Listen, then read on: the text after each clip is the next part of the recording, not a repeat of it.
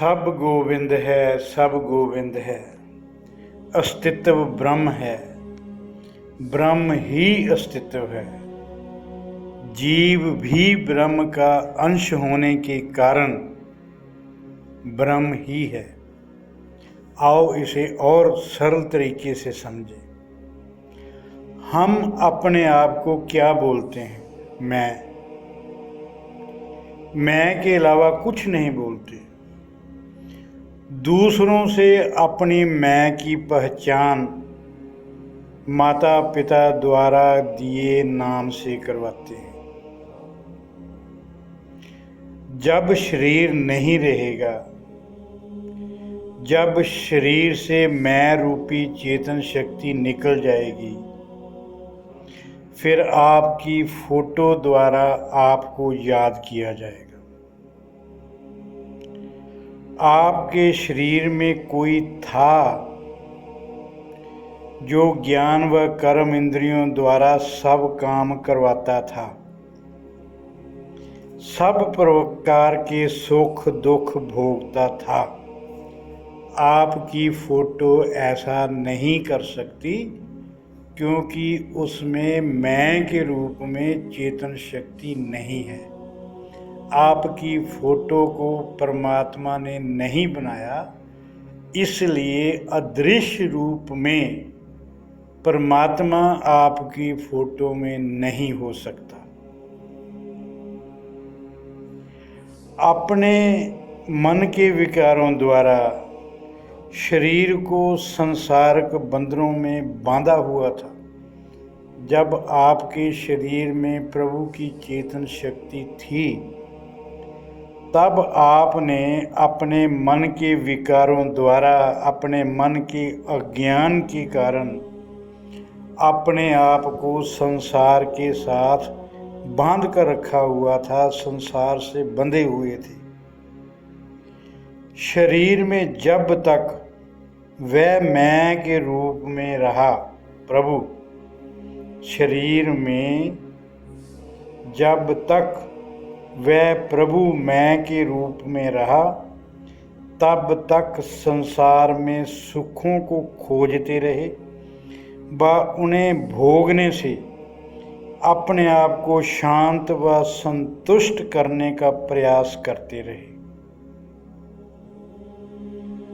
अज्ञान के कारण आपको बनाने वाले, आपको चलाने वाले को आप बाहर ढूंढते रहे। जितनी देर भी जीवित रहे, अपनी मूर्खता के कारण जिसने आपको बनाया, जिसने आपके सारे जीवन को चलाया, उसे आप अपने शरीर से बाहर ढूंढते रहे। अतृप्त ही संसार छोड़कर चले गए। मरने तक ना तो भोगों में पूर्ण तृप्ति मिली, ना ही संग्रह से पूर्ण तृप्ति मिली, और इस संसार से अतृप्त ही चले गए। जिस पर्पस के लिए मानव जीवन मिला था, जिस पर्पस के लिए मानव जीवन मिला था, उस ओर सही प्रयास ही नहीं कर सकी। अभी भी कुछ नहीं बिगड़ा है, संभल सकते हो। जीवन से अंधकार दूर करना है, जीवन से अज्ञान दूर करना है, अपनी मैं का और असली ब्रह्म स्वरूप समझना है।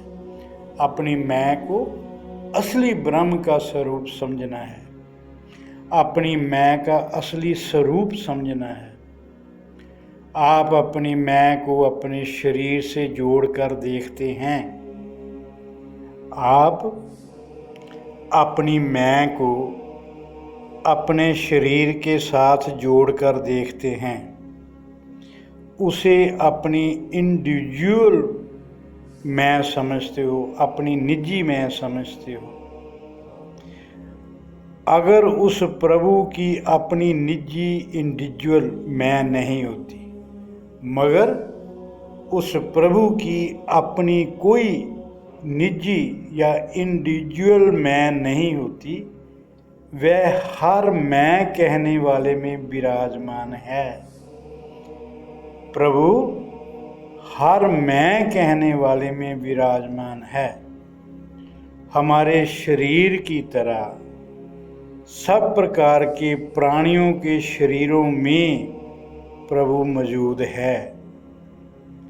वह ही सबकी क्रिया शक्ति है, वह ही सबकी चेतन शक्ति है। सब कुछ जानते हुए भी अनजान बने हुए हो, हर वक्त कहते हो मेरा शरीर, मेरा मन, मेरा दिल। जिसे भी हम मेरा कहते हैं वह हमसे अलग होता है। मेरा शरीर कहने के बावजूद अपने आप को शरीर समझे बैठे हो, अपनी असली मैं को भूले बैठे हो। उसे ही तो जानना है कि मैं कौन हूँ। हर पल अपनी मैं को सबसे अलग बताते हुए अपने आप को नहीं पहचानते।